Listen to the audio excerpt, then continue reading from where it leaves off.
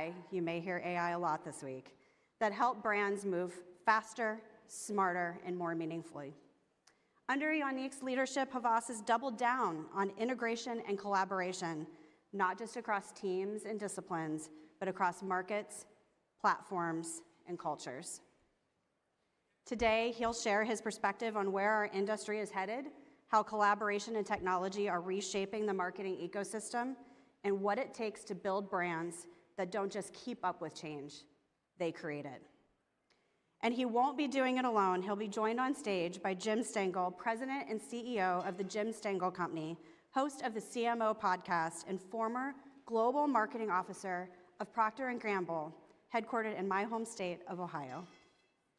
Jim is widely known for his leadership in purpose-driven branding and for helping build some of the world's most iconic brands. Together, they bring decades of experience shaping modern marketing at the highest levels.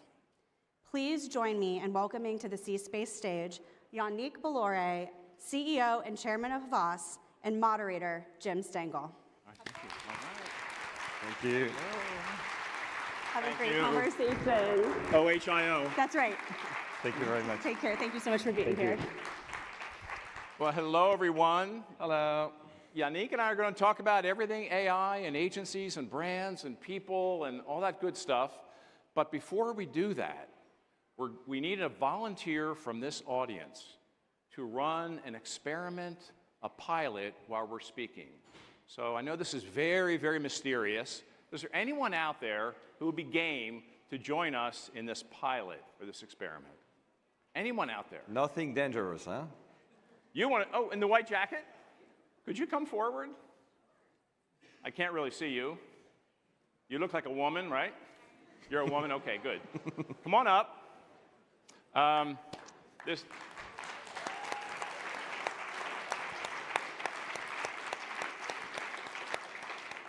So join us in a minute. Say hello to Yannick. Hi, nice to meet you. Nice to meet you. Is this the first time you've met? I'm Yannick. Yes. It's the first time you met? Okay. Yes. So what is your name? Amanda Flammerich, What's your hometown? Miami, Florida. Oh! Ah. You have a football team, don't you, playing in the playoffs? You're not into that? Not really. Well, I was raised in Alabama, so I'm a Bama fan. Okay, we won't go there. Yeah. So where do you work? In Phillian. Okay, great, super. Yeah. Now, this might sound like an overpromise, but this experiment will change your life forever. Do you watch Severance? No. No, okay. Well, we're not going to put anything in your brain. Oh, Are we? Scared. No, don't worry. Nothing. So what we'd like you to do is thank you for volunteering. I'm going to escort you off stage to join some people on Yannick's team. And we're going to have you up at the end of our little talk to see how the experiment went. But believe me, it's going to change your life. Okay, Amanda. Good. Thank you. Thank you, Amanda. Okay. All right, that's all we had. Okay. So Yannick and I just had a tour of the floor. And so we went through it very, very quickly. And we just got back, so we're a little bit out of breath in a way. So, and you have not been here for many years. 10 years last time. And I haven't been here for several years as well. But I want to ask you, from that quick snapshot of the floor, what struck you? What made you think? What made you ponder? What's going on here at CES? For sure. I mean, in 10 years, it has changed a lot. I mean, 10 years ago, I remember it was about curved TV and the launch of 5G. And this year, I mean, I've seen robots for real. I've seen robots playing ping pong. By the way, I play much better ping pong than the robots. I've seen robots fighting, and I've seen robots taking a selfie with me. So, I mean, it's very interesting and great energy, and it's great to spend time at the convention center. Did you have a feeling of optimism going through that? We spent some time with Siemens and how they do 3D printing for recycled materials at Disney. So we saw the paper battery company, Flint. So I just want, emotionally, how'd you feel walking through there?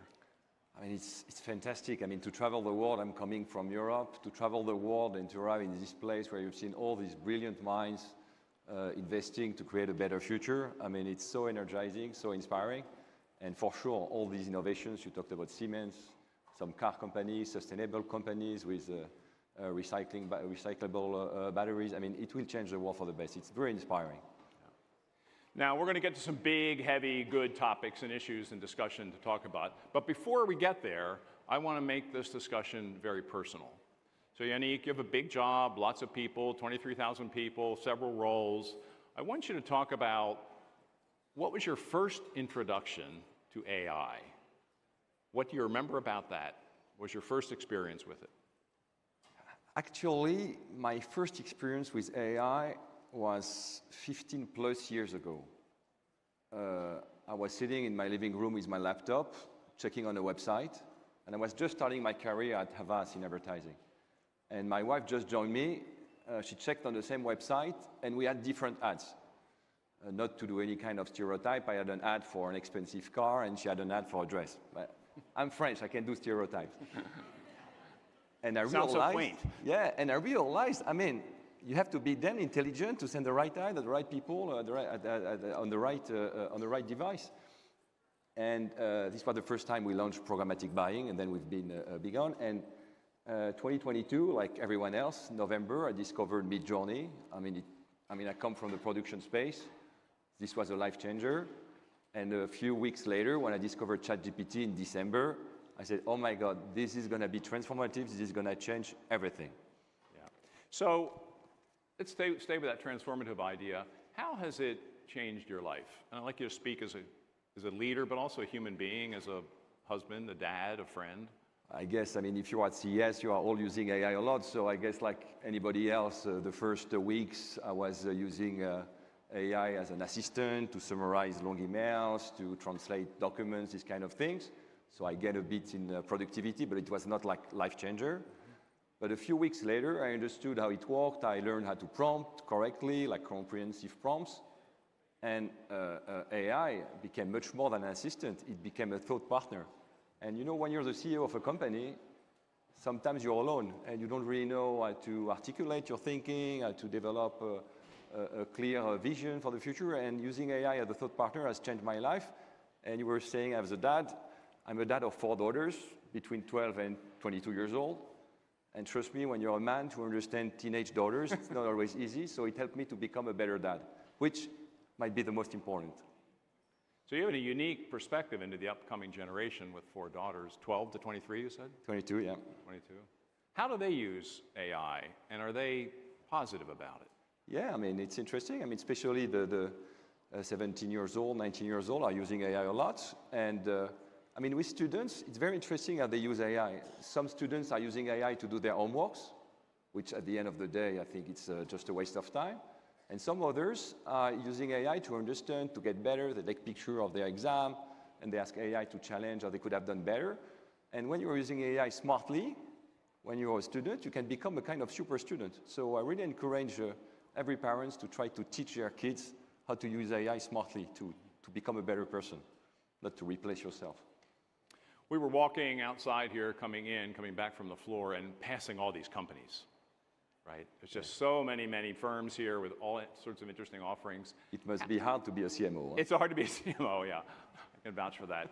Where do you look for inspiration in applying AI in your world as CEO? I think of all the people you can talk to, where do you go for inspiration? You have to be curious. In life, you have to be open-minded. You have to read. You have to interact with people. You have to never take things for granted. You have to ask AI itself, how can you help me? These kind of things. Yeah. But you can find inspiration anywhere. So we were on a stage, Yannick and I, about 6 months ago at Cannes. And I host a program there for aspiring CMOs called the CMO Accelerator. There's about 60 people in the room. And Yannick kicked off that 2-day program this year with LVMH. And what we did is we looked at their collaboration with LVMH for the Paris Olympics, which just blew everyone away. The numbers were incredible. It just, on so many levels, it was an incredible experience. So they told that story about how they led that with such disruptive thinking, with such great outcomes. And you shared 7 lessons, and I'm not going to get into all 7, but the first lesson you had, I think, was really wonderful. And you said it this way: start early, think bold, and shape the rules. So I'd like you to reflect on that lesson from LVMH, the Paris Olympics. And is that a pretty good guidepost for what you're doing at Havas for getting into AI and integrating it into your company and helping clients with their business outcomes? Yeah, I think it's a good analogy. I mean, you have to start early. You never know what's going to happen, but you have to start. You have to take risks. You have to try new things. I mean, with AI, I mean, 3 years later, 3 years and a half later with generative AI, I mean, it has proven to be a success, but sometimes we fail. I remember 6 years ago when metaverse was the thing you had to invest. I remember we purchased the land in the sandbox, and by the way, it's a great land with a great view on the sea. If someone's interested to buy it, I can make you a big. See us in the booth. Yeah, I can make you a great price. So you have to start early. You never know what's going to happen. Then I think the second one was think bold. I mean, you have to invest. When you feel you have something, you have to invest. And that's what we did. We have already invested 600 million euros in data, tech, and AI those past years, and we committed to another 400 million euros of investment. That's very important. And you have to shape the rules. You have to train everyone. You have to be at your best. This is how we doubled down on integration, on human ingenuity. I think those 3 rules may apply to many other great things. Yeah. Now, your company is, I don't think people understand how old your company is. You go back to 1835, Yeah. which we were talking before. P&G started in 1837, so Havas is 2 years older than P&G. Did you pitch them back then? Do you have any idea? So, no, but I want you to reflect on that rich history. Do you think what we're going through now and what your company is going through is the most profound change in your history? I mean, in 200 years, 191 years. And by the way, Havas started with carrier pigeons, so it's quite a different story. They're coming back. It was the ancestor of Twitter. So from pigeons to platform, I don't know if AI is the most profound change. What I think is that it might be the most profound opportunity to disrupt the industry and to disrupt our peers and to bring more value to clients. I mean, when you look in the advertising industry at the organic growth of the big 6 groups, from Havas to Omnicom, WPP, and the rest, in the past 10 years, 15 years, we more or less had the same organic growth, same kind of organic growth. The spread was maybe 100, 200 basis points following the global GDP. If you look at what happened in the past 18 months, I mean, honestly, we see a spread of almost 10% between the fastest growing industry player and the lowest declining growing. So I think this is changing in terms of market share of everything. So it might be the most profound disruption of the industry. Maybe not the most profound change, most profound disruption. So I want to talk about leadership for a moment. I mean, you have a big organization, 23,000 people. Many of them are in the room here. It's tough to shift an organization to follow transformative capabilities. It's tough for the clients. It's tough for you. So I want you to talk a little bit about what you and your leadership team have learned, are doing you have this platform called Converged AI. It's your operating system to integrate all your offerings to help clients.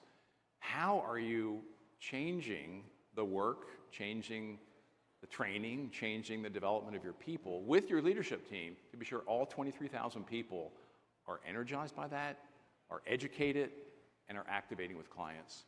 It's hard. Yeah, it's very hard. It's a great question.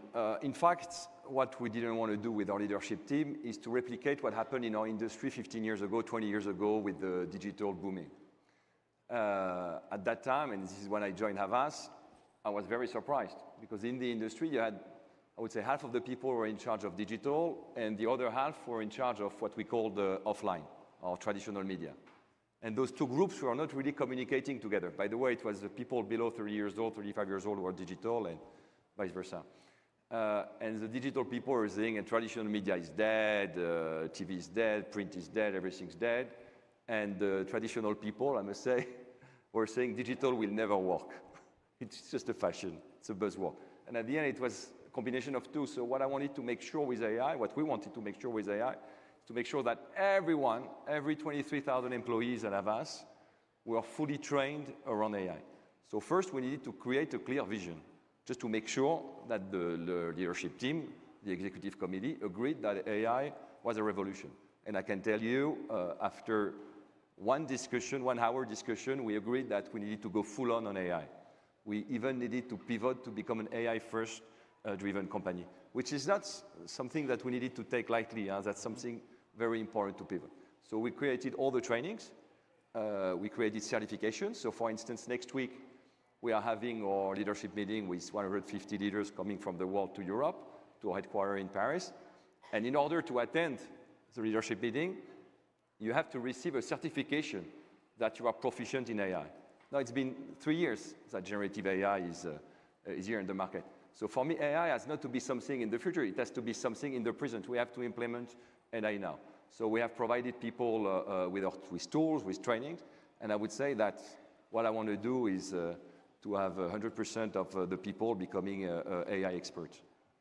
That's our goal. Now, you have some competitors, right? Unfortunately.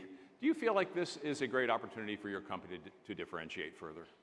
Yeah, I think when I look at the situation today, in terms of results, Havas is the second best performer in the industry.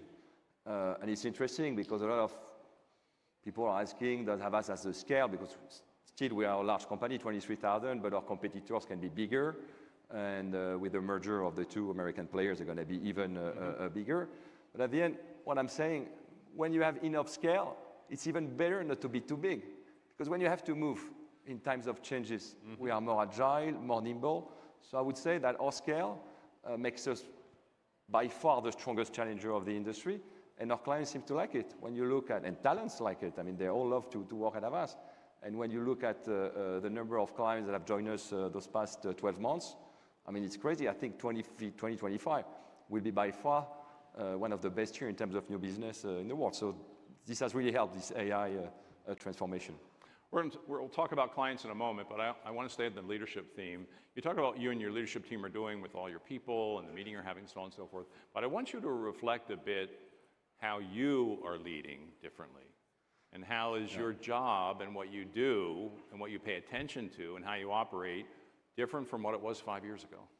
Yeah, I mean, it's an interesting question. I think I've changed the way I lead the company since AI happened. Because when you're developing such a disruptive vision, you need to make sure that's what you're delivering to your clients, and the talent experience is just following the vision. You need to align them both. And the great thing about generative AI is that you become like not a tech expert, but you can do tech. It's very easy to understand tech. You can code in natural language. You can create things. So I would say I'm much more into details. I'm much more into products. I spend a lot of time with the team, with our data teams, our tech team. I mean, Dan Hagen is in the room. He's our Chief Data and Tech Officer. I have him on the phone every week to design the tools, to design the products we're offering to clients. So I would say I'm much more into detail than I was maybe before this new era. Do you enjoy your job more now? I love honestly. You know, I'm paid to go to CES, to meet great people. Play with robots. To play ping pong with robots. So you know what I mean? How can you not enjoy it? Okay. Now, I know your company reasonably well, and I know a number of your people, many in the audience, and I know a strong value or principle at Havas is this idea of business partnership with clients and extreme client centricity. That's how you integrate. You integrate to help clients achieve their dreams and their outcomes. So all of this work you're doing, your capability, would be academic if you didn't apply it to clients. Yeah. So I'd like to talk a bit, and I'm sure we have a few clients in the room, I'd like to talk about some of the work that you're proud of and interested in right now in applying AI to help clients achieve their outcomes. I know you can't talk about all of them, but are there some examples? Because I think marketers love case studies. We love to hear what other people are doing. So I'd like you to go there with us. Yeah, I mean, you mentioned client centricity, and I think this is one of the points of differentiation at Havas. Clearly, what we are here for is to create growth for our clients. Huh? We are not here to create growth for ourselves and to be happy with ourselves. We are not self-centered at all. We are really working on the best interest of our clients. And what our clients are asking for is to have, I mean, better strategic ideas, better creative craft, better media plan to reach the right audience at the right time, and at a better price. I'm sure we have a lot of clients, so we have a lot of pressure from clients and procurement on prices. And AI is really helping us, I mean, to change things. I mean, when you talk about, let's say, production, for instance, I mean, we have been able to reduce the cost of production, moving from 3D to AI by 15 to 30, sometimes 50%. And I can mention a lot of clients, Reckitt, L'Oreal, Renault for a car, 50% cost reduction in production. We are doing great proof of concept. I saw yesterday Marisa, the CMO of Wyndham. We have done great proof of concept on AI as well. And I would say some other examples that we are doing, and I was very interested. We had a very important meeting with one of our largest clients just before the holidays. And it was all the XCOM. And they gave us, I would say, 2 months to prepare, to develop a vision for 2035. I mean, they wanted to disrupt their category. Yeah, 10 years ahead. I mean, we're always talking about next year, next quarter. 10 years, how our industry will look like in 10 years, 2035, and how can you invent a new model collaborating with us and other company, just to make sure that we will disrupt the industry. And to have the That's ability, a good client, by the way. It's a good great client. Good brief. Yeah, good brief.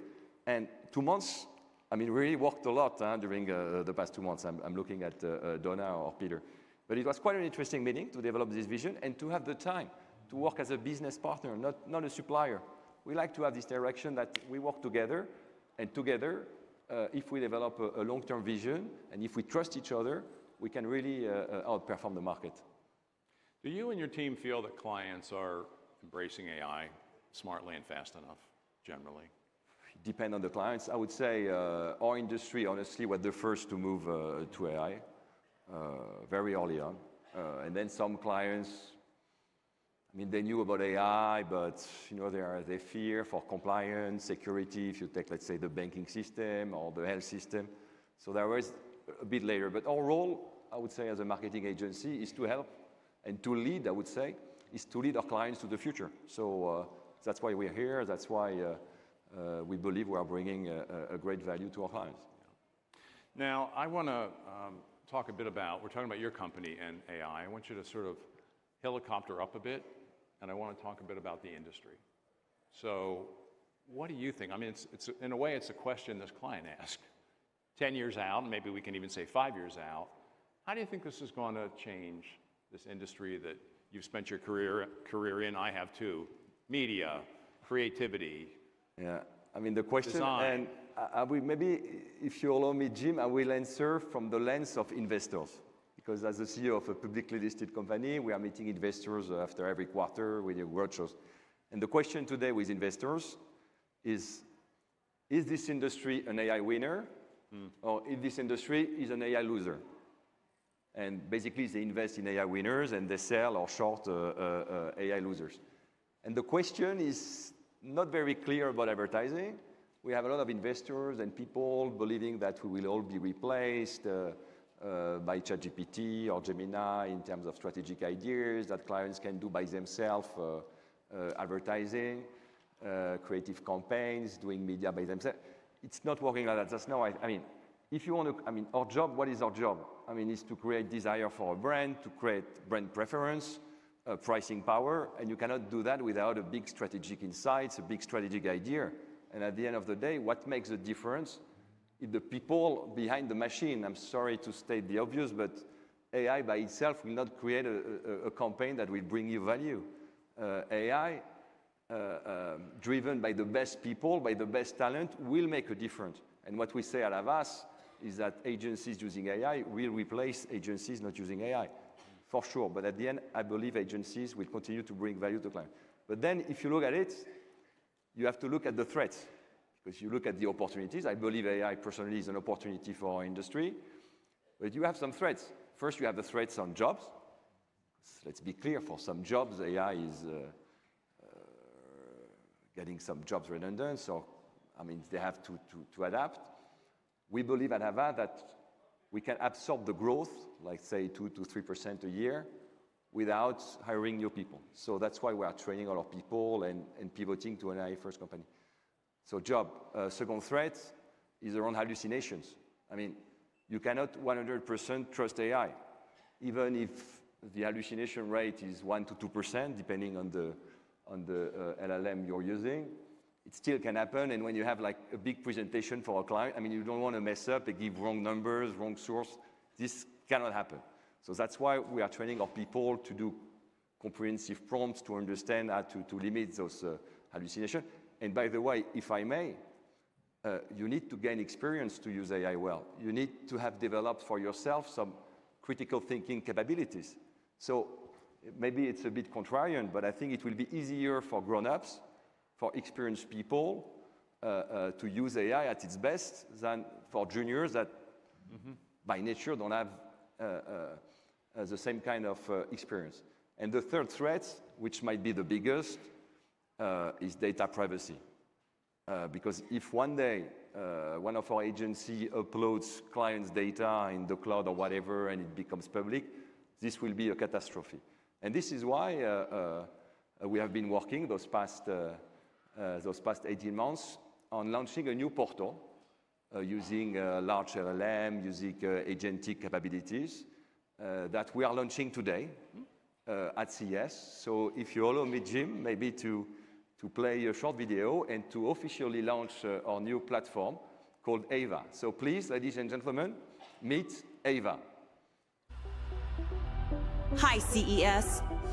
I'm Ava, born from the heart of Havas and powered by our proprietary platform, Converged AI.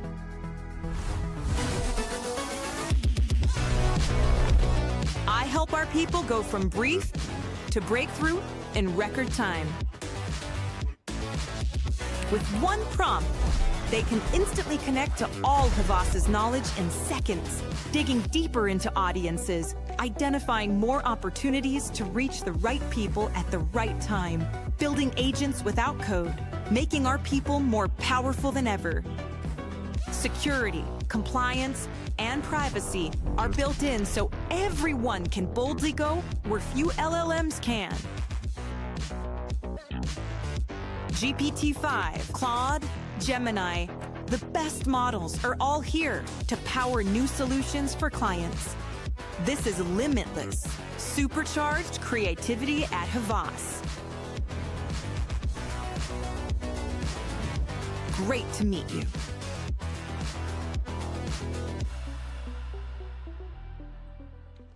So you heard it here first. Thank you. As a premiere. I have a very tough question. Where'd you get the name? Very clever. Ava, in the middle of Havas. Yeah. Was that your idea? It's not my idea. Congrats to the team. I thought it was a great idea. Great idea, Ava. It's great. It's going to change the way we operate, the way we operate with our clients. Much more effective, much more efficient, and addressing both the opportunities and the concerns at the same time that AI is bringing. So what's your greatest hope for Ava if we look out 5 years? I mean, in my vision, I mean, we've been discussing with the team. It's not in 5 years. I mean, it's this year. I mean, it's 2026. Is that every morning when you arrive at the office or when you work from home or wherever, when you open your laptop, you have this portal, you connect to this portal that helps you do the best of your day, with your day. Clients will connect to the portal to see where we are at. All the validation systems for the campaigns, for everything will be on this portal. I mean, we will save so much time, so much effectiveness, so much efficiencies. I mean, and Ava will gather all the partnerships we are doing with other companies. It will really be the centerpiece of the future of Havas. You're a very curious company. It's one of your values, and we may talk about that at the end of this discussion. But you're always out there looking for what's around the corner, who you should work with, who represents some emerging capabilities. And I know you have some other ideas in your pipeline. You just shared one with Ava, but I know you have one you wanted to share today. So could you talk about that one? It is an outside partner that I think is a new partner of yours. So could you talk about that? Yeah, maybe two new ideas that we haven't announced yet, because we are at CES, so we need to make announcements. So one, we just signed a partnership with an agentic company called Ekio for Havas Media. It's going to be great, really helping us. And the second one you mentioned, it's a company, you know, I mean, when you're a client, it's very hard to understand the different type of audiences. This is why we are creating personas. Okay? And in the past, to use personas, you need to do some qualitative research, ask questions. It was very expensive. It was taking a lot of time. And we made this company, and Chad, the founder, is in the room, called Verve, which has created basically generative AI personas. I don't know how he did it, but it's working really well. And you have those personas, and you can ask any question to test a campaign, to ask for your brands, and you understand, like, you get much better insights. And for CES, we prepared a video where we asked two personas that are neurodivergent, Gen Z. You know, 53% of the Gen Z identify as neurodivergent. what they think about CES. So let's play the video. Conferences like CES can be very overwhelming for me. I think being able to see through the hype to find the tech that is truly unique and differentiated is my favorite part. I like taking the time to do my research, but another Neuroverse persona like Diego might think differently. Hello, Yannick. It is intense yet amazing. There's interesting tech everywhere. Robots, XR, something amazing around every corner. I'm very excited about discovering and learning about all the new tech featured at CES this year. Okay. Congrats. And this is a company where we have invested into it. I mean, So by the way, we're not going to have a whole lot of time for Q&A in this, so if you want to learn more about anything we're talking about, the Havas booth is right behind us. It's well-staffed, so people, please come and talk to them about all these interesting ideas. You know, this area that Verbe is in, this whole area, I guess the big banner would be synthetic research. I think it's one of the most exciting applications in our industry of AI. It's going to make us smarter, faster, better. So good for you. Get behind a company like that. We're happy. Now listen, we've talked about agencies, talked about Havas, what's going to happen. I want to talk a bit about brands. Because I've heard some pundits say the age of brands is over, and this is the final blow. So I have a point of view on that, but I'd rather hear your point of view. So do you think this is a highly risky time for brands, this era we are moving into? I mean, I'm sure the audience would love to hear your point of view as well, Jim, on brands. I mean, what we know is two things. First one, 75, 77 of brands could disappear, no one could care. It's a proprietary study from Havas. But at the same time, every time there is a revolution, brands get stronger and stronger. What's interesting to note is how generative AI is working. If you take the time to understand how it works, you can do some reverse engineering of those tools. And we did it in order to do, like we did in the past with search engine optimization, SEO. We are doing it now with GEO, generative engine optimization. And the learnings, the obvious learning, that our brands are even stronger today. I mean, brands are coming stronger from this new revolution.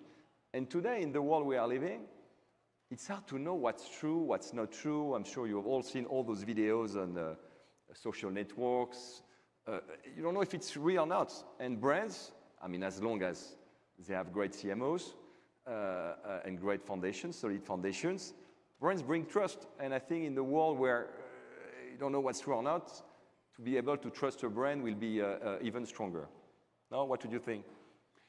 Yeah, I mean, I think if you look back over time, and I did this, and I leveraged AI in doing this, looking at the number of people employed in our industry and sort of the brand health ratings.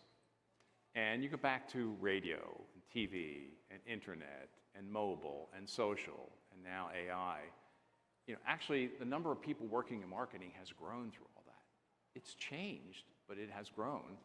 And the other one is brands have never been stronger. And look at any of the measuring services that look at brand health, and I don't think that's going to reverse, because I think my predecessor or my successor at P&G, Mark Pritchard, talked about this at Cannes last year. With everything going on in our world, brands need to understand who they are, how they're different, the difference they're making in the world, and stay true to that in everything they do. And that, I think, is more needed now than ever. So I think I'm optimistic about it, but it's up to us, right? And trust is the key thing. I mean, it's always been, right? Brands were formed as trust marks way back. But make sure for CMOs who are in the room to choose wisely your agency partner. Huh? That was off script. Right?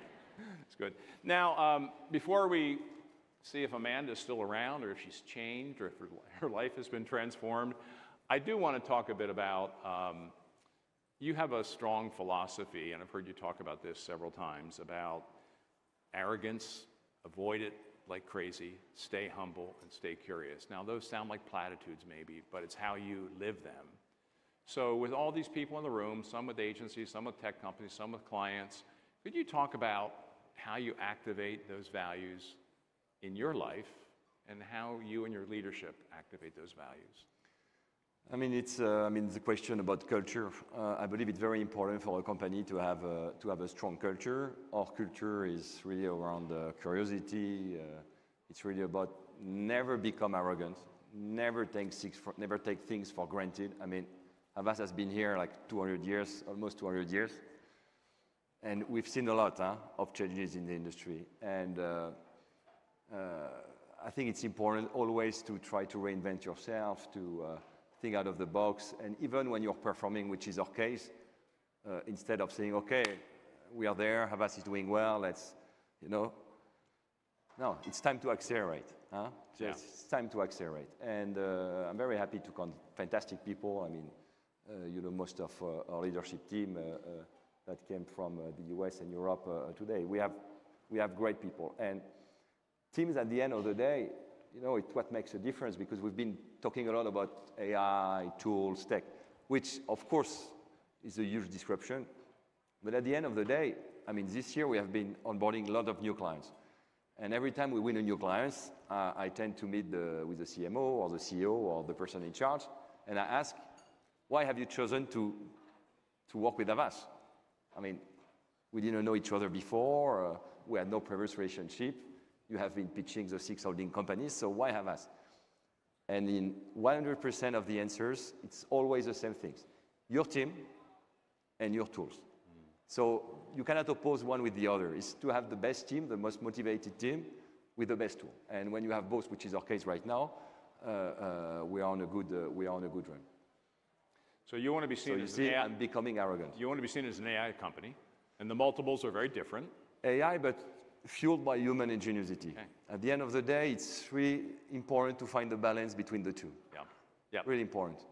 What do you think will be the most important signal from your team and your company that you're achieving that over the next 12 months? I mean, the biggest change, I would say, in our industry through AI, I would say, how do you connect a new smart production with media and CX? I would say that's everyone's working on the same thing, is just to make sure that we can send the right asset, I mean the right piece of content to the right audience at the right time. So it's really a combination of our different assets, from our data assets, our media assets, or everything we're building around CX, and a new way of doing production. Because now with AI, you can do from one content asset, like personalized asset for everyone. Well, that's a good segue. It's a good segue. Into bringing Amanda back, right? Yeah, maybe it could be a good segue, because if you want maybe a bit of context before we bring Amanda. Is Amanda back? Is she still alive? Amanda? Okay, so please come on stage, Amanda. So come on stage. Amanda.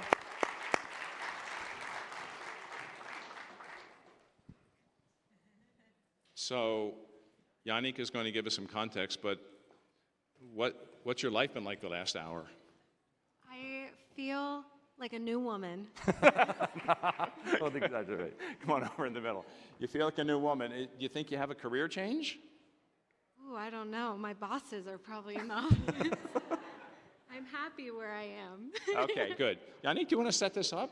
Yeah, maybe a bit of context. So you have to know that I'm coming from, I started my career in the production. So I really love production. So I know production very well. And 3.5 years ago, I discovered Midjourney. I discovered all that. It was a big change. Now, just by prompting, you can do great images. And we gathered with a team at Havas. It's our production tool. It's called POP, Pros and Pixels. And we said, let's try to do it at scale, because this can change everything. If you can do a picture very easily, can we do a video? And they told me like 3 years ago, I mean, Steve and all the team, Gregory, Xavier, no, you cannot do video, because when you work with clients, you need to have like a perfect craft. And video, it will never work. And I said, what if? So we started to hire mathematicians, to invest, to gather things.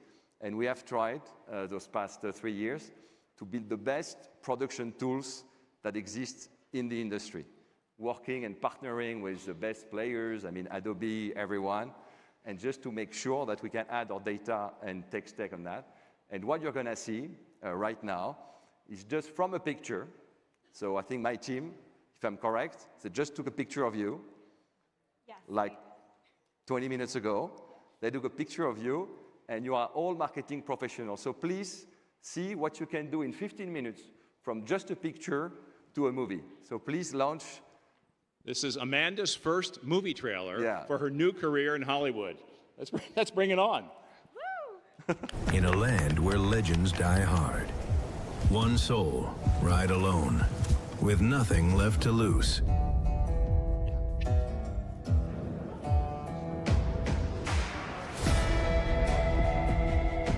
Las Vegas, home to the biggest, richest vault in the West. A treasure without equal, locked behind steel, and guarded by fear. Ain't no man crazy enough to rob this place. Until the devils of the frontier came riding. They brought chaos, anarchy, and blood.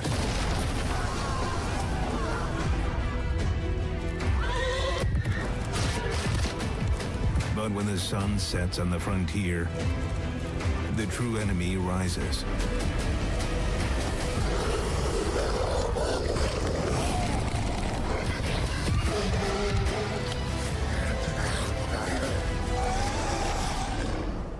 You can't take them all alone. In a world where daylight fights for mercy, nightfall brings the real war.